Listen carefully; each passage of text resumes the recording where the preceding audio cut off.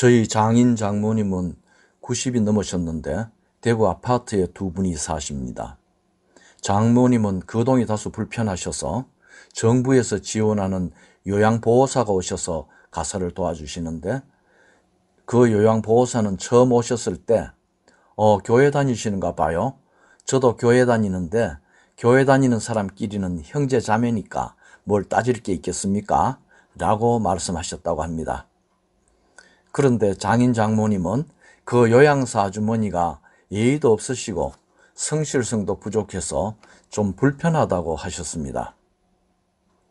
교회 다니는 사람끼리는 형제 자매라고 하는데, 이것은 한 교회 내의 이야기가 아니라 기독교 예수를 믿는 사람은 다 하나님의 영적 자녀, 아담과 이브의 핏줄이라 형제 자매라고 합니다. 물론 이런 말은 하나님의 뜻을 잘 공유하고 서로 친하게 지내자는 뜻일 겁니다.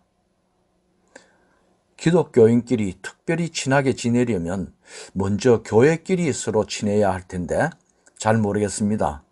멀리 다니는 교인이 있으면 집 가까운 교회에 좀 다니라고 권하는 교회가 얼마나 있겠습니까? 제가 코로나를 통해서 종교의 본질을 좀 생각해 보면 어떨까 하고 지난번 말씀드렸지만, 의도하지 않아도 지금 제도 종교의 허상이 하나씩 드러나고 있습니다. 우선 지금 교회는 코로나를 막아주는 것이 아니라 이 전통적 교회가 말하는 이 성소가, 그리스도의 몸된 교회가 코로나를 전파하는 이 악의 역할을 하고 있습니다. 또 교인은 교회에 안 가도 아무 일이 안 생기는 것을 확인하고 있습니다. 소위 말하는 주일 성수를 어겨도 집안에 우환이 생긴다거나 사업에 지장이 생기는 일이 없는 것을 확인하고 있습니다. 그래서 교회 가는 사람이 서서히 줄어든다면 교회는 어떻게 됩니까? 우선 온라인 교회로 변신합니까? 이 개교회들이? 아니면 학교 수업 대신 EBS 유명 수능 강사의 강의를 듣는 것처럼 자기 교회 대신 유명 설교자의 방송들을 듣겠습니까? 대개 창의적인 일을 하는 사람들이 아이디어를 구할 때는 근본적인 문제에서부터 시작합니다. 가령 금연 캠페인 광고를 만든다고 한다면 가장 먼저 금연이 뭐야? 하는 질문부터 던집니다. 금연은 담배를 끊는 것이지 라고 한다면, 돌진한 아이가 아빠가 몰래 피우려고 소파 밑에 숨겨둔 담배를 멋모르고 기어가서 이 끊어버린 일을 이야기할 수 있습니다. 갓난 아기도 쉽게 끊는 담배를 역도 선수 출신 힘센 아빠가 왜 못 끊어? 하는 스토리가 될 것입니다. 아이디어는 근본적인 문제에서부터 라는 말은 길을 잃어버렸거나 새로운 길을 모색할 때는 이 본래의 지점으로 되돌아가서 생각한다는 것과 같습니다. 기독교가 본래의 지점으로 되돌아간다면 아마도 기독교가 생기기 전으로 돌아가야 할 것입니다. 왜냐하면 기독교는 하나님의 산물이 아니라 세상의 산물이기 때문입니다. 물론 예수님께서도 사후에 기독교라는 조직을 만들라고 말씀하셨을 리가 없지요. 기독교의 포장지를 모두 벗겨내면 남는 것은 아마도 이 전통적으로 보면 하나님과 예수님, 그리고 인도하시는 성령이라고 말할 수 있을 것입니다. 이 외의 것들이 신성시되거나 절대화될 때 하나님의 질서를 흐리는 우상이 됩니다. 성서조차도 때로는 우상이 될 수 있습니다. 하나님의 말씀을 기록한 책이라 하더라도 그 자체가 신앙의 대상은 아니지 않습니까? 성서나 교회, 성직자, 그리고 교리, 제도 같은 것은 보이거나 생각을 할 수 있어서 이러쿵저러쿵 말할 수 있고 공유할 수도 있는데, 기독교의 핵심인 하나님은 도무지 말로 되는 게 아니라서 공유하는 것이 참으로 어렵습니다. 종교의 표층은 공유가 쉽지만 심층은 공유가 쉽지 않습니다. 그러므로 기독교가 국교가 아닌 우리나라에서 기독교도끼리 형제 자매 연대감을 느끼는 것은 앞에서도 말했듯이 교회 다니는 사람인가 하는 것 같은 이 기독교의 표층을 중심으로 이루어지는 면이 많습니다. 우리의 신앙생활을 이리저리 끌고 다녔던 기독교의 껍데기를 다 벗겨내면 우리가 함께 공유하고 단정할 수 있는 것이 있을지 궁금합니다. 정말로 하나님이 명사입니까? 하나님은 무엇이다 하면서 우리가 공유할 수 있는 것입니까? 신학이 그것을 명료하게 규정해 줍니까? 하나님은 형용사다라고 말하는 사람도 있습니다. 대체로 하나님을 이렇다라고 쉽게 규정하는 사람이나 집단은 자기 자신들이 생각하는 하나님을 다른 사람에게 강요하는 경향이 많습니다. 그것은 하나님을 위한 것이 아니라 하나님을 위하는 것처럼 보이는 것입니다. 하나님을 위하는 것과 하나님을 위하는 것처럼 보이는 것은 당연히 다르죠. 하나님을 위하는 것, 하나님의 질서 속에 있는 것, 삼라만상을 존속하게 하는 것들은 어머니가 자녀를 위하는 것처럼 눈에 잘 띄지 않고 시끄럽지도 않습니다. 왜냐하면 그것은 구호나 행사가 아니라 지체들의 삶 속에서 이루어지는 것이기 때문입니다. 저는 지금의 코로나 사태가 향후 어떻게 전개될지 알 수 없지만 이번 코로나를 통해서 기독교가 보다 심층 종교로 나아가기를 바랍니다.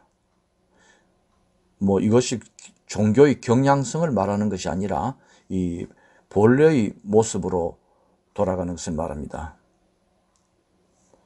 하나님께서 어른들에게 손상되지 않은 영혼인 아이를 닮으라고 말씀하신 것처럼 종교 이전의 손상되지 않는 본래의 하나님, 본래의 하나님 질서, 본래의 하나님 세상을 다시 생각하는 것입니다. 저는 그동안 교회 밖 교회, 세상 교회 이런 말들을 많이 했습니다만 그래도 일요일 날 세길교회에 와서 앉아 있었습니다. 전에도 말씀드린 적이 있지만 저희 아이들은 어느 날 하나님이 꼭 교회에만 있습니까? 하고는 교회에 다니지 않았습니다. 저희 아내도 어느 날부터 그냥 교회에 다니지 않습니다. 그래서 저는 혼자 교회에 오는데 이런 종교 문제로 우리 가정에 문제가 이렇게 생긴 적은 없습니다. 저희 가족들은 우리 집에서 가장 성격이 안 좋은 제가 그나마 교회를 다녀서 좀 낫다라고 생각하는 것 같습니다. 실제 저희 집사람, 저희 아내는 그렇게 말했습니다. 저는 평시 기도도 잘 안 하고 해서 그동안 예배당에 와서 좀 진지하게 앉아 있어 보려 했습니다. 세길교회는 오래 다닌 교회이고 또 처음부터 이 제도의 메인 교회가 아니라 좀 자유로운 교회로 출발했기 때문에 참 편했습니다. 그래도 저는 이 세길이라는 교회 이름조차도 지우고 아무런 수식이 없는 그런 텅 빈 공간, 텅 빈 그런 시간 속에 있고 싶었습니다.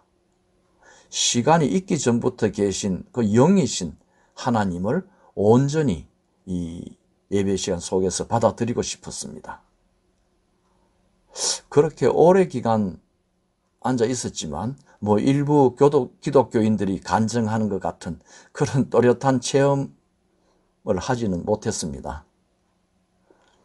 그러나 저는 뭐 그런 시간이 좋았습니다.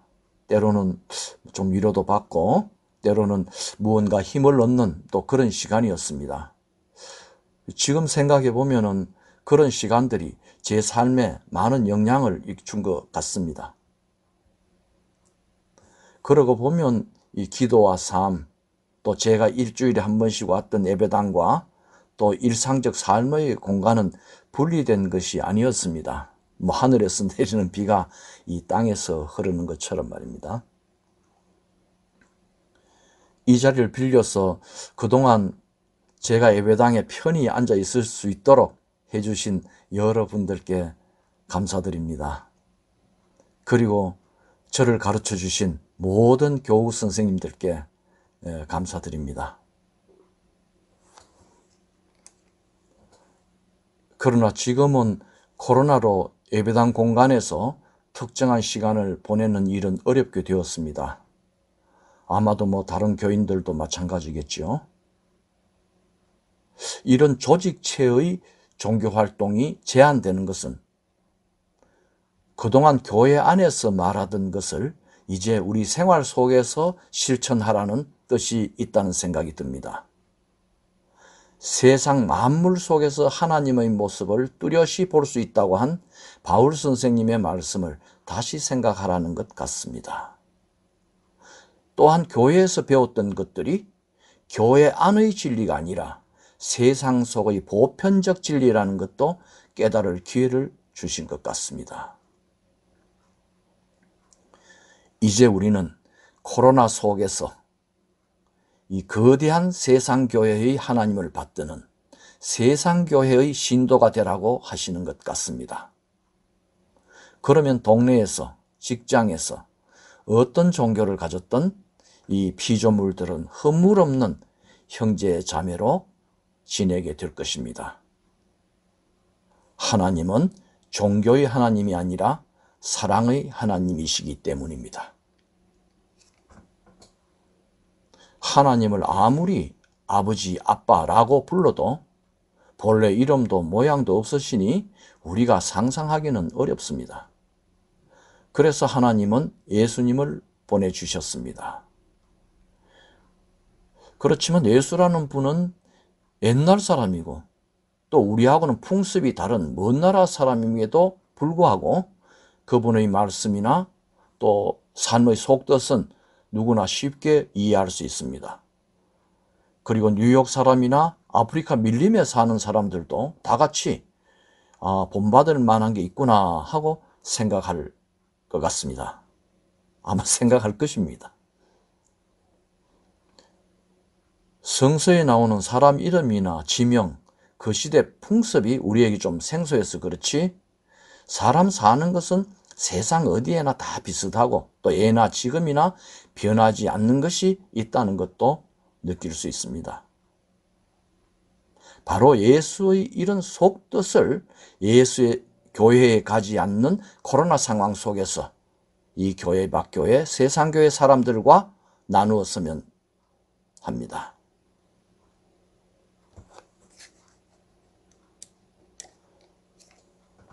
전에 예수는 어떤 사람일까 하고 이렇게 생각하다가 제가 생각나는 그런 예수님을 이 몇 자 선호한 것이 있는데 한번 읽겠습니다. 제자들과 함께 산에서 깊은 기도를 마치신 예수님이 생각에 잠기신 채 내려오시다가 그만 돌뿌리에 걸려 넘어졌다. 아야! 하고 넘어지는 모습이 조금 전 근엄하신 모습과는 너무나 대조적이어서 베드로는 자기도 모르게 웃음이 터져 나왔다. 그런데 무릎을 잡고 엎드려 계신 예수님을 보자 선생님께 너무 무례한 것 같아 갑자기 웃음이 뚝 끊기고 무안해졌다.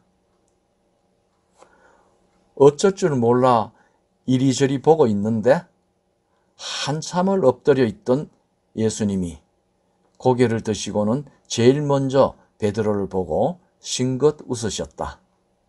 베드로의 마음을 이미 알고 계신 것이다. 베드로도 따라 웃었다. 두 사람이 웃는 것을 보고 모두 웃었다.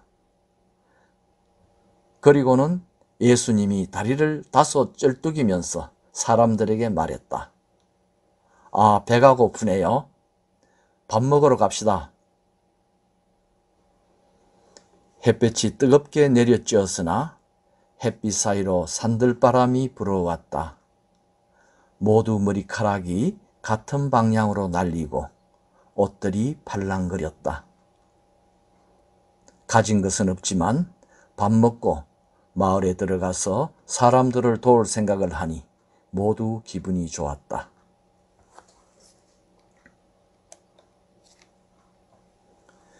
그러나 하나님의 뜻대로 예수님의 모습처럼 현실 속에서 사는 것은 말처럼 쉽지 않습니다. 세상은 복잡해지고 경쟁은 치열해졌습니다. 시장은 밤낮 없이 우리의 욕망을 부추기고 있습니다. 저도 오랫동안 사립학교에 근무하면서 이곳을 교회처럼 생각하고 살아야지 하는 다짐은 했지만 돌이켜보면은 부조리한 사회구조, 저 자신의 나약함, 또 개인적인 욕망으로 이 종살이한 시간이 아주 길었습니다. 이런 가운데서도 저의 하나님은 길을 가르쳐 주시고 또 희망을 주셨습니다. 이와 관련된 제 경험 하나 그냥 말씀드리겠습니다. 저는 몇 년 전 비오는 하바롭스크의 아무르 강가에 혼자 서 있었습니다. 이 강 끝에는 물안개와 운무가 겹쳐 이 하늘과 땅의 경계가 보이지 않았습니다. 저는 오랫동안 강가에 서서 아득한 강 너머를 바라보았습니다. 아마도 그 강이 깊고 넓지 않았다면, 제가 건널 수 있는 강이었다면 저는 그렇게 오랫동안 그곳에 서 있지 않았을 것입니다. 마치 제가 제 시간의 끝을 볼 수 있었다면 그렇게 교회에 오랫동안 앉아있지 않았을 것 같은 것처럼 말입니다. 시간이 얼마나 지났는지는 모르지만 그때 갑자기 강을 가로질러 하늘 땅 경계도 없는 강 끝으로 날아가는 새를 보았습니다. 저는 혼자서 탄성을 질렀습니다. 교회에 앉아서 가끔 그리던 그런 세계를 보는 것 같았습니다. 저도 모르게 하나님, 소망, 죽음의 권세를 이기고 평상시에 잘 쓰지 않던 말들이 떠올랐습니다. 한참 뒤 멀리 있는 매점에서 커피를 마시고 온 저희 집사람이 소리쳤습니다. 비 맞으면서 뭐하고 있나? 빨리 다음 성당 보러 가야지. 저는 아내를 따라 이름도 잘 모르는 성당을 보러 이동했던 기억이 있습니다. 암울한 코로나 속에서 세상교회의 모든 형제자매들이 하늘로부터, 사람으로부터 희망의 메시지를 많이 받았으면 좋겠습니다. 기도하시겠습니다. 교회도 못 가는 이 코로나 속에서 하나님께서 일찍 만들어주신 이 세상교회의 생활을 잘 할 수 있도록 저희들을 이끌어 주시옵소서. 예수님의 이름으로 기도드립니다. 아멘.